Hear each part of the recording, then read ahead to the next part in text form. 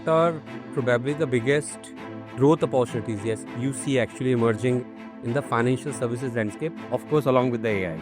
The government is very keen in promoting this affordable housing. AI will make life simpler for people. RBI particularly is very supportive of the AI innovation in India. Things are changing so fast. Technology is making things, impossible things possible. Hello, sir. Hello. I'm Mohit from Nucleus and welcome to Nucleus Podcast. Very warm welcome to you. Thank you. So from your perspective, what are probably the biggest growth opportunities, yes, you see actually emerging in the financial services landscape, of course, along with the AI? Financial services as such is growing and growing very fast. So like for us, like we are a part of Muthoot Papachand Group, right? And we, as a housing company, we deal in affordable home loans. So we see a huge opportunity there. There is no limit to what we can grow. Of course, it takes time. So as far as the opportunity is concerned, if I talk particularly in the context of our business, I think we have a huge scope going ahead. And also the government is very keen in promoting this affordable housing under the Housing for All scheme. So with government support and the actual need at the ground, the opportunities are immense. Sure, sir. And coming back to the previous topic, because you touched upon the AI, and AI is everywhere. But not every adoption actually delivers a real value, because a lot of companies, everybody is talking about AI, though AI has been in existence for many years now. So how do you see that AI is actually going to create a very tangible difference to your business and on a larger perspective of the financial services industry? So the way we are already seeing some impact of AI in certain department as far as the financial services are concerned. For example, your collections, right? There it is helping. On the other things, I think it is evolving. See, whenever there is a boom, there will be many players who will be stepping in. They will be talking about trying different things, but how many of them will really be something which can be scaled up or be really of practical use? And there are a lot of duplications also happening around. So the way I see is AI is definitely going to help in getting better efficiency, getting better services, right? The need for manpower probably will come down. However, the manpower requirement will be used in a different context. Like the people who will use AI will be more successful rather than people not using them.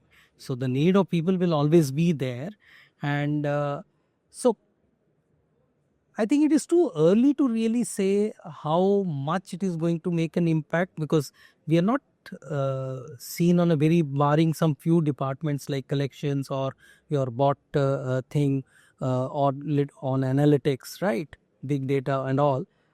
I think there are a lot of things which are evolving, and as we move along, AI will make life simpler for people.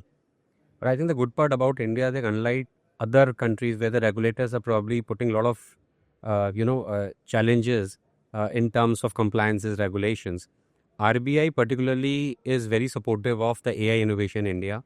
They have RBI Edge, RBI Innovation House, which is itself trying to do so many things and trying to ensure that the overall ecosystem along with AI evolves.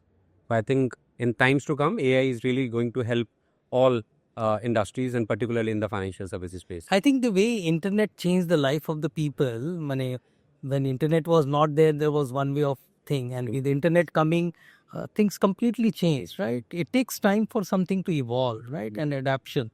I believe the same thing is happening right now with the AI. It will change the whole world and the way we do things, the way we. So probably it is a matter of time when it gets into our day-to-day life and starts making a big impact. Sure, sir. Sir, my another question would be that partnerships between fintechs, financing institutions like yours, and technology providers are redefining the ecosystem. In your perspective, what kind of collaborations do you think will accelerate this overall growth? So fintechs are making, they are addressing the challenges which, for example, if I talk about finance companies, NBFCs, HFCs. So the good part about the fintechs are that they are picking up a problem statement and they are trying to address that, right? And these problem statements are real problem statement for, let us say, the NBFC or the Retail HFC. players. And we do not, as a finance company, have those expertise on the technology side. So it definitely makes sense collaborating with these fintech companies, and they are very agile. So if there certain other things come up or things keep evolving, so they are very agile to adapt. So partnership with whether it is fintech companies or even anybody else is the way of life going ahead. Absolutely, sir. And sir, finally, from my side, what is last piece of advice you would share with financial leaders in the Indian subcontext looking to drive meaningful digital transformations? Honestly speaking, we have to be very, very agile.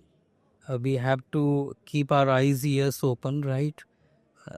Things are changing so fast. Technology is making things, impossible things possible.